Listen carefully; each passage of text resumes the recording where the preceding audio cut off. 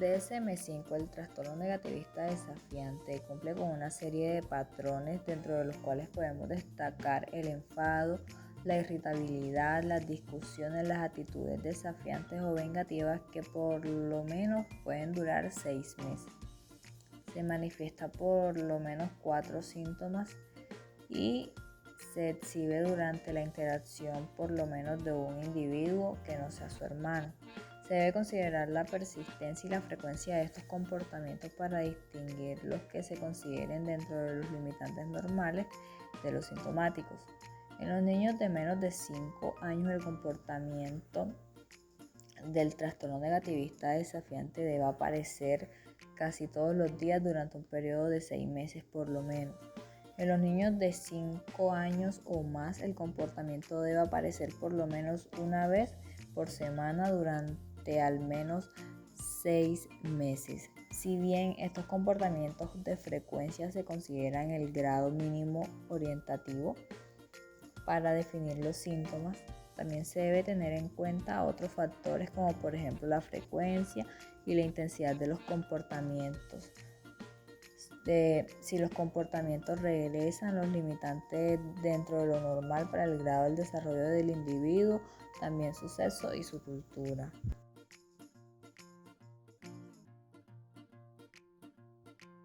Las causas de este trastorno se desconocen, pero se aventuran 2 teorías primarias para explicar su desarrollo.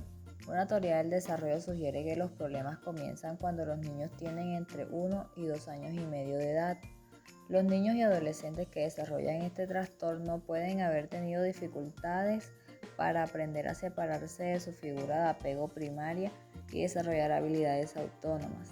Las malas actitudes características de este trastorno se consideran una continuación de las cuestiones normales durante el desarrollo que no fueron resueltas adecuadamente en los primeros años de vida. Por otro lado, la teoría del aprendizaje sugiere que las características negativas de este trastorno son actitudes aprendidas que reflejan los efectos de las técnicas de refuerzo negativo empleadas por los padres y personas en posición de autoridad. Se considera que el empleo de esfuerzos negativos por parte de los padres incrementa la frecuencia e intensidad de los comportamientos opositores en el niño, que de este modo logra la atención, el tiempo, la preocupación y la interacción deseados con los padres o personas en posición de autoridad. Bueno, ahora hablaremos de otros factores que influyen en la aparición de este trastorno negativista desafiante, los cuales son 5. Un primer factor sería el genético, dado que las conductas disruptivas también pueden ser heredadas por los padres. Un segundo factor sería el ambiental, ya que existen más probabilidades de que el trastorno se presente en un ambiente conflictivo, o en otras palabras puede ser producto de problemas intrafamiliares, disfuncionalidad, maltrato o abuso, entre otros. El tercer factor sería el psicológico, ya que los niños que presentan apego inseguro con los padres, crianzas muy estrictas o negligentes, pueden presentar el trastorno negativista desafiante. Asimismo, se ha observado que si los padres tienden a sufrir depresión, los niños son más proclives a desarrollar este trastorno. Un cuarto factor sería el social, ya que un ambiente inseguro o rodeado de violencia, sumado a una situación económica baja, influye con más fuerza en estos casos. Y un último factor sería la comorbilidad. Estudios indican que quienes padecen de otros trastornos como el déficit de atención e hiperactividad o el trastorno disocial de la conducta pueden estar relacionados a la aparición de este trastorno negativista desafiante. Bueno, ahora hablaremos un poco acerca de a quiénes afecta el trastorno negativista desafiante. Los trastornos del comportamiento como una categoría son una de las causas más comunes de remisión a los servicios de salud mental para niños y para adolescentes.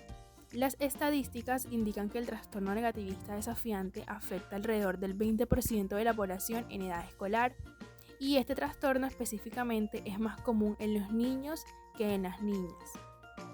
¿Cuáles son los síntomas del trastorno negativista desafiante? Bueno, la mayoría de los síntomas observados en los niños y adultos que tienen el trastorno negativista desafiante también se puede observar a veces en niños que no lo padecen, especialmente alrededor de los 2 a 3 años de edad o durante la adolescencia.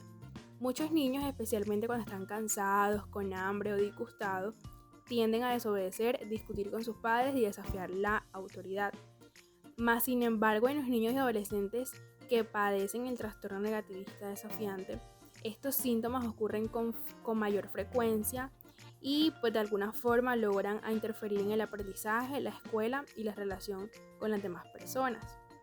Entonces los síntomas de trastorno negativista desafiante más específicamente pueden ser: tienen rabietas frecuentemente, tienen excesivas discusiones con los adultos, se niegan a acceder a las solicitudes de los adultos, cuestionan constantemente las normas y se niegan a obedecer las reglas.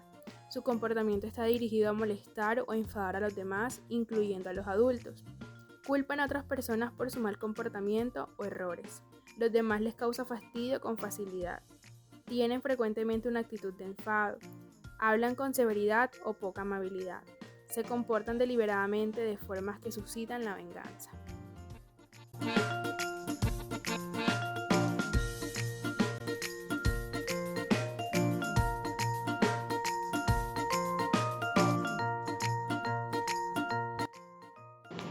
Continuamos con cómo se diagnostica el trastorno negativista desafiante.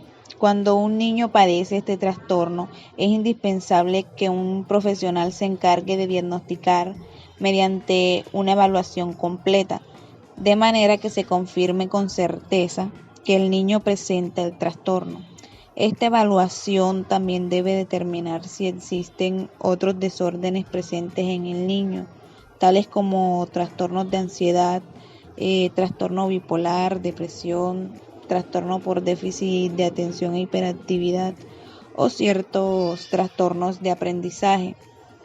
Los padres, los profesores y otras personas en posición de autoridad del entorno del niño o del adolescente suelen identificar al niño que tiene este trastorno, pero un psiquiatra infantil o un profesional de la salud mental capacitado normalmente es quien diagnostica el trastorno negativista desafiante. Una historia detallada del comportamiento del niño por parte de los padres y los profesores, también observaciones clínicas del comportamiento del niño y algunas veces un examen psicológico contribuyen a realizar el diagnóstico. Los padres quienes se dan cuenta de estos síntomas en sus niños pueden ayudar solicitando una evaluación y un tratamiento temprano. Esto es muy importante, que el tratamiento se dé temprano para que así se puedan prevenir problemas a futuro. Además, el trastorno negativista desafiante se manifiesta junto con otros trastornos psiquiátricos, como los trastornos del estado de ánimo, de ansiedad, de conducta y el trastorno por déficit de atención e hiperactividad. Esto aumenta la necesidad de un diagnóstico y un tratamiento temprano. El tratamiento del trastorno negativista desafiante será determinado por el psiquiatra infantil basándose en la edad, en el estado general de salud e historia médica del niño. También qué tan avanzados están los síntomas, la tolerancia del niño a determinados medicamentos, procedimientos o terapias, sus expectativas para el curso del trastorno, su opinión o preferencia.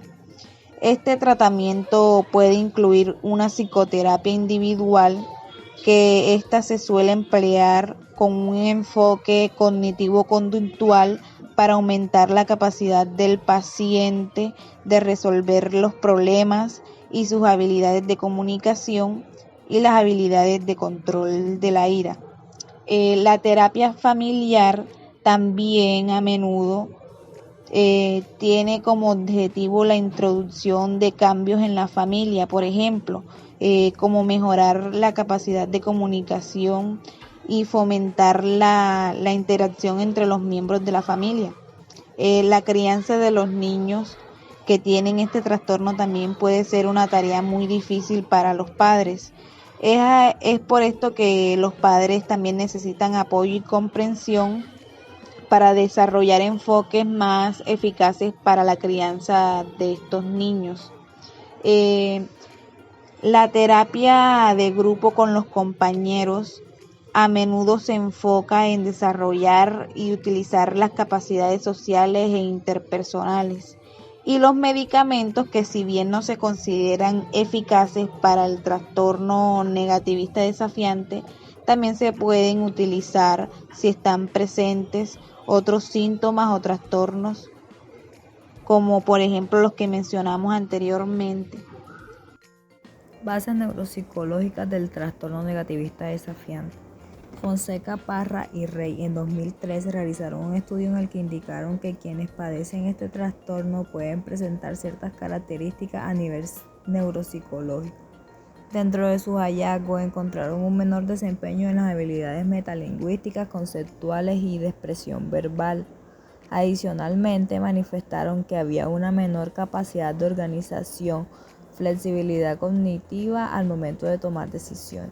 Su fluidez verbal y memoria verbal, es decir, la codificación y diferida, se ven disminuidas. Estas características pueden ser similares a las encontradas en quienes padecen el trastorno disocial.